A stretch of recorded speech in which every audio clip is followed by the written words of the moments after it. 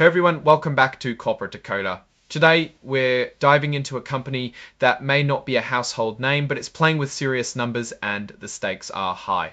We'll be dissecting their recent report, and trust me, there are a few surprises hidden inside, so keep watching. Great. Before we get started, if you enjoy getting straight insights from corporate documents, make sure you're subscribed.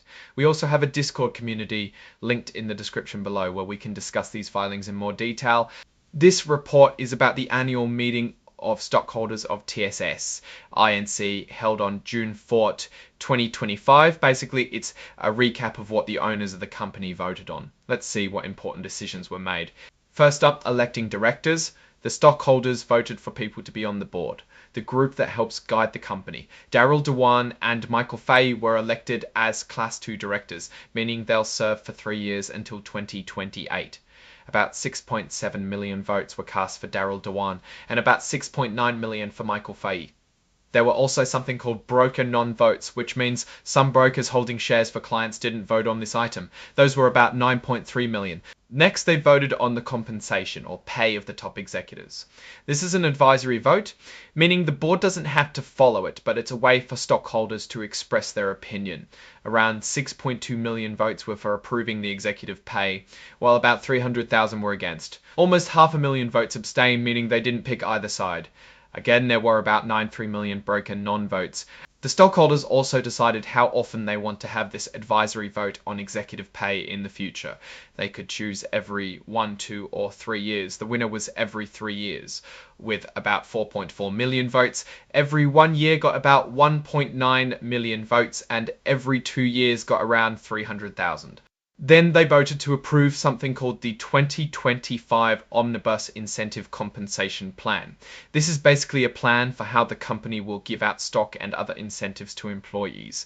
About 5.8 million voted in favor, almost 900,000 voted against it, and around 345,000 abstained. Finally, the stockholders voted to ratify or approve the company's choice of Weaver Tidwell LLP as their independent accounting firm for the year ending December 31, 2025. Over 16 million voted to approve this choice, with only about 250,000 voting against. This report was signed by Daniel M. Kism, the Chief Financial Officer, on June 9, 2025. Now, let's step back and look at the bigger picture. While this report mainly covers the annual meeting and the votes that took place, we can infer some things about the company. First, the approval of the executive compensation, though advisory, suggests that a majority of voting stockholders are okay with how the company is paying its leaders. However, the large number of broker non-votes in these votes could mean that many smaller investors aren't actively engaged in these decisions, or they are leaving it up to brokers to decide. The approval of the 2025 Omnibus Incentive Compensation Plan is a good thing. It shows the company has a plan in place to attract, reward, and retain talent, which can be important for long-term growth. Finally, the strong support for ratifying the accounting firm indicates that the stockholders have confidence in the company's financial reporting.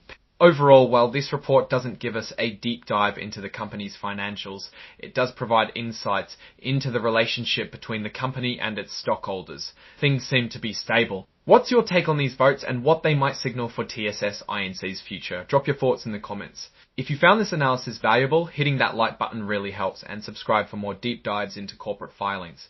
Don't forget to check out the Discord channel in the description. Thanks for watching, and I'll see you in the next video.